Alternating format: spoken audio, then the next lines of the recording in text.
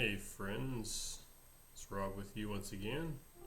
Sorry, it's Rob with you once again. I just realized my volume was a bit low, so I'm not sure if that went through the first time around, so I'll just set it again. Anyways, what I want to talk about is just kind of action movies in general, but also like what drives the success. Now, if you look at movies like pretty much any comic book superhero movie, like Spider-Man, Superman, Avengers, Iron Man, Black Widow, like so on and so forth, they all do really well at the box office. But even like not fictional movies that are action oriented that aren't superhero, actually they're almost kind of anti-hero or vigilante justice, like John Wick, for example.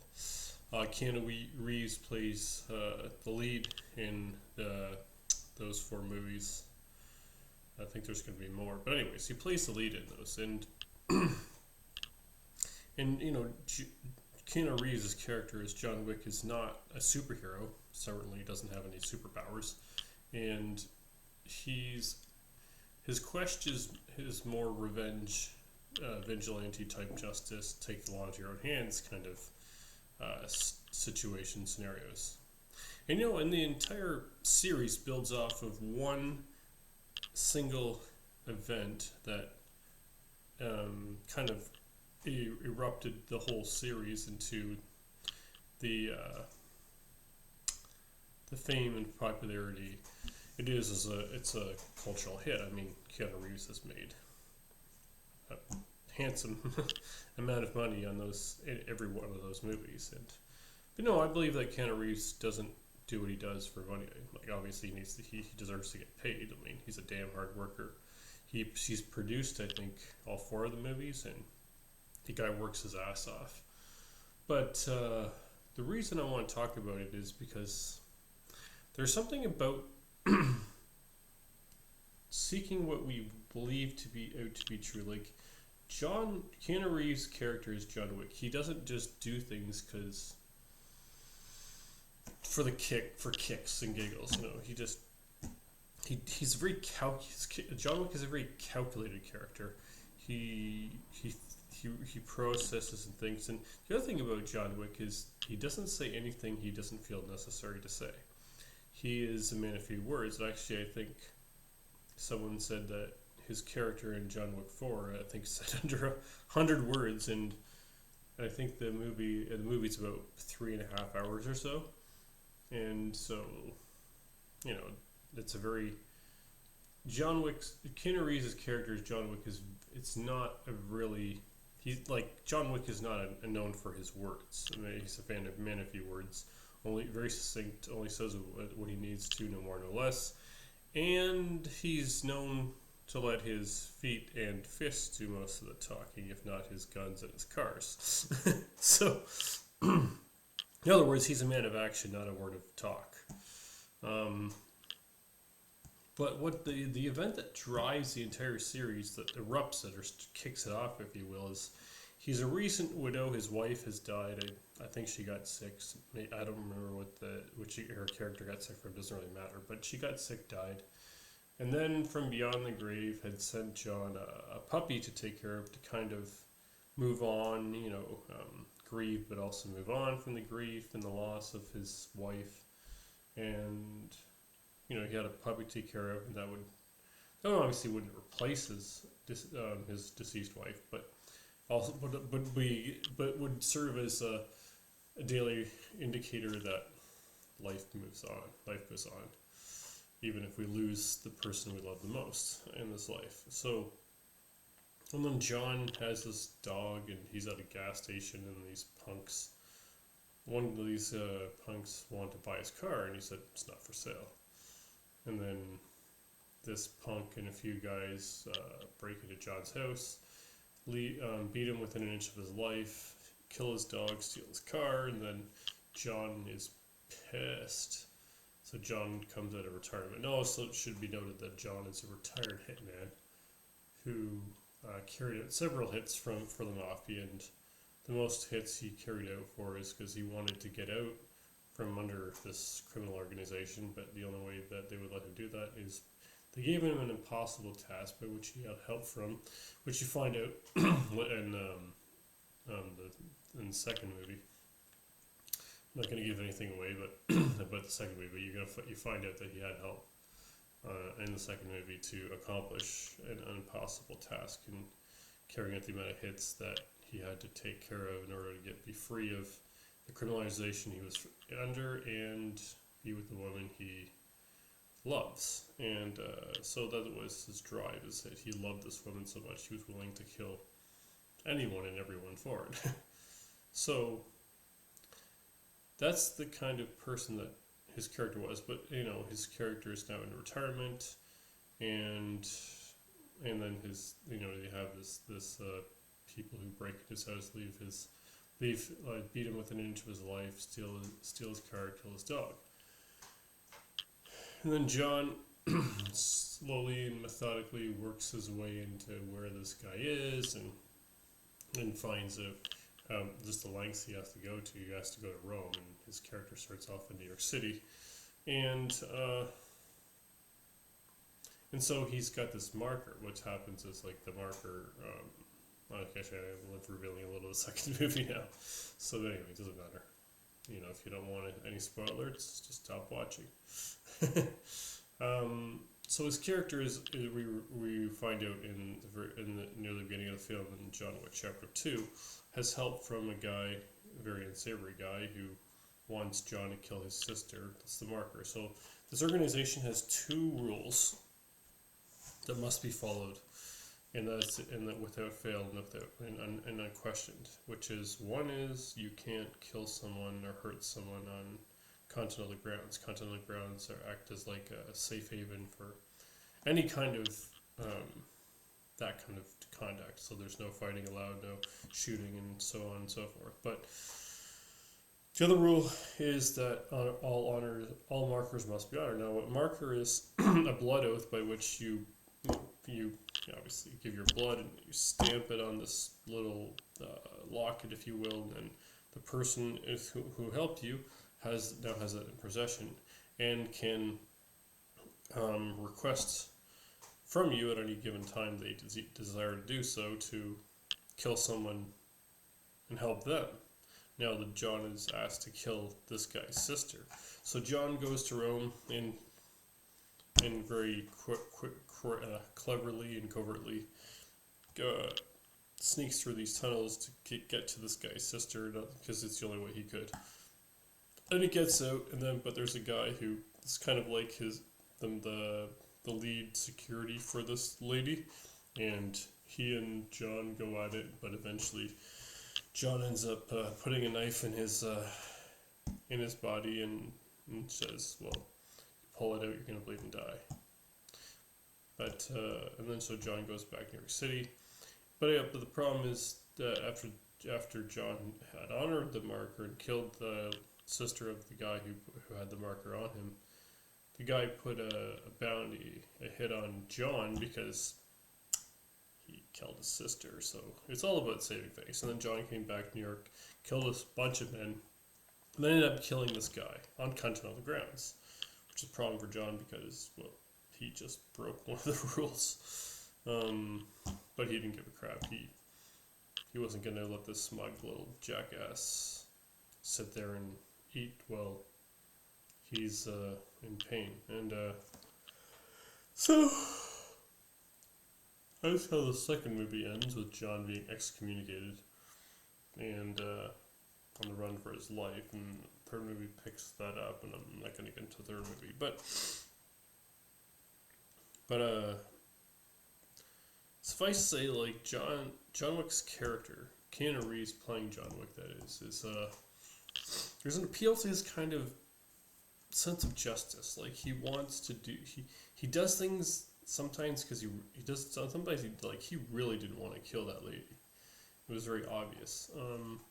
And he didn't really want to fight the guy that had to protect him. And he initially didn't want to kill the guy that set out the reason he wanted to kill the guy is because he blew his house up because John refused the marker. So consequences.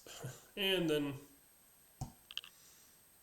John sees him at a museum, and he's even considering killing that guy with his bare hands in a museum, carrying the guards, seeing if he could actually get away with it.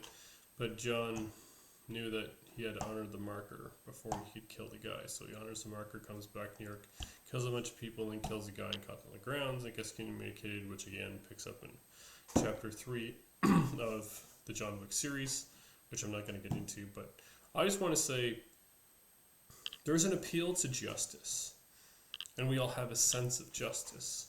So when we see people like John Wick's, Keanu Reeves' character who plays John Wick, do what he does, there's something inside of us that just says, yes, yes, yes.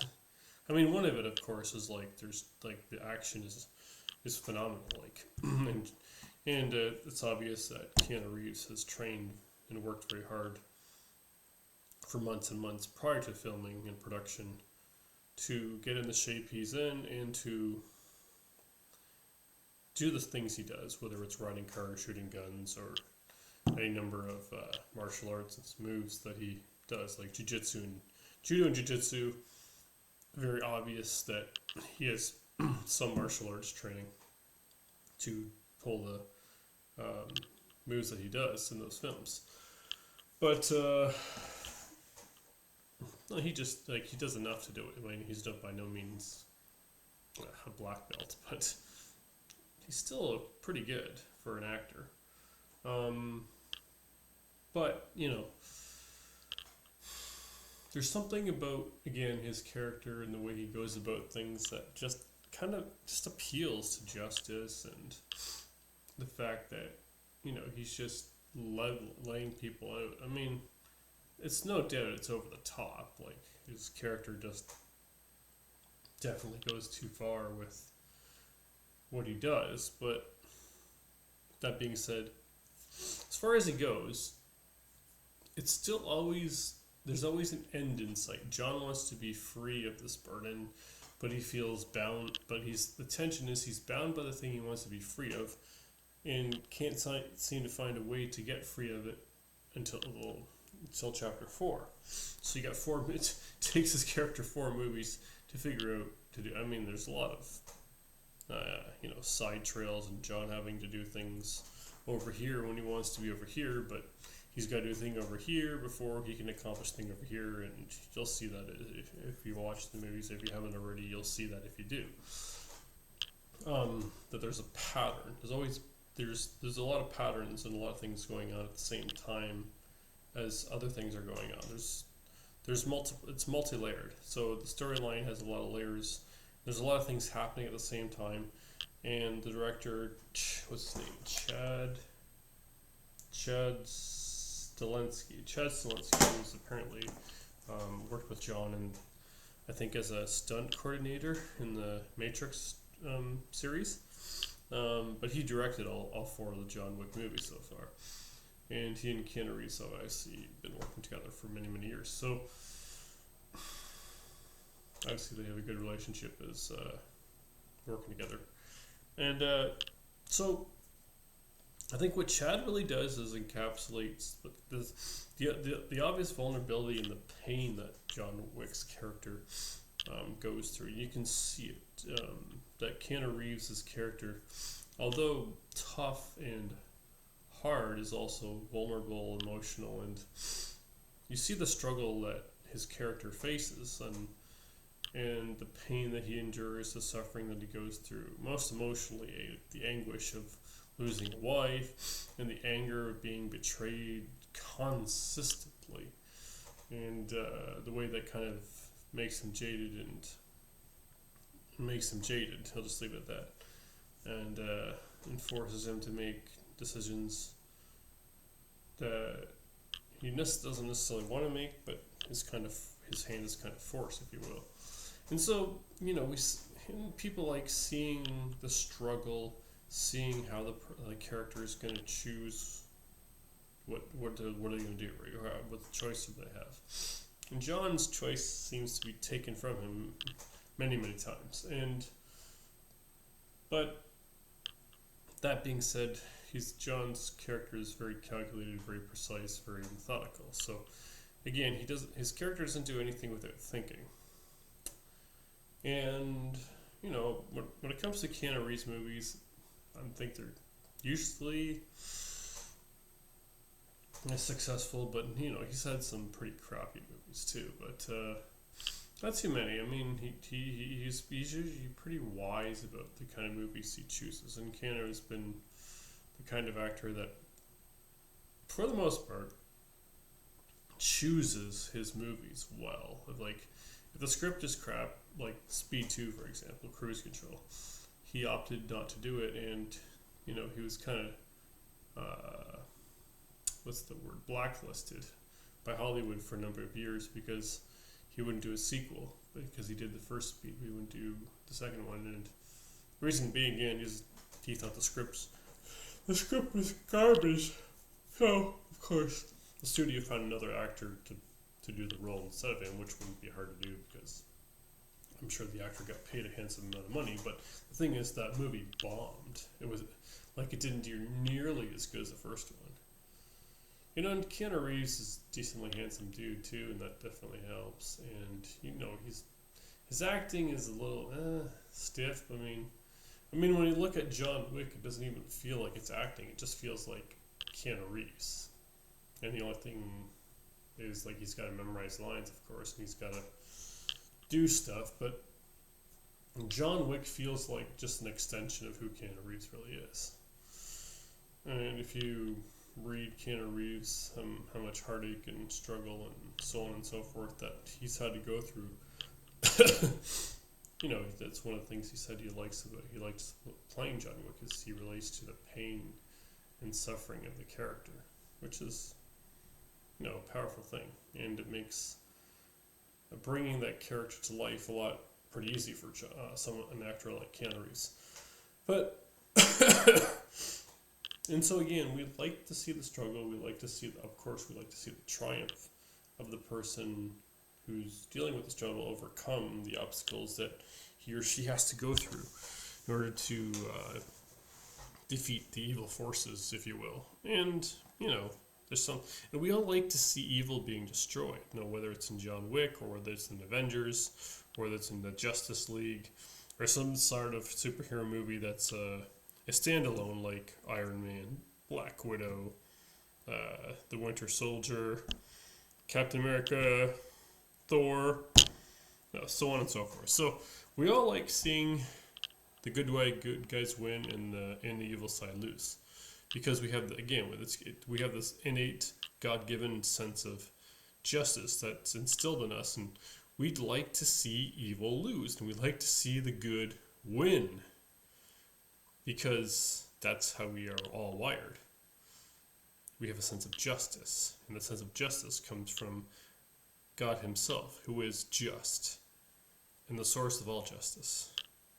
And that's why we like to see the just win, even if it's fictional. We like to see the good guys win and the bad guys lose. We like to see good win, evil lose, good beats evil, and that's it. And I'll just leave it at that for now.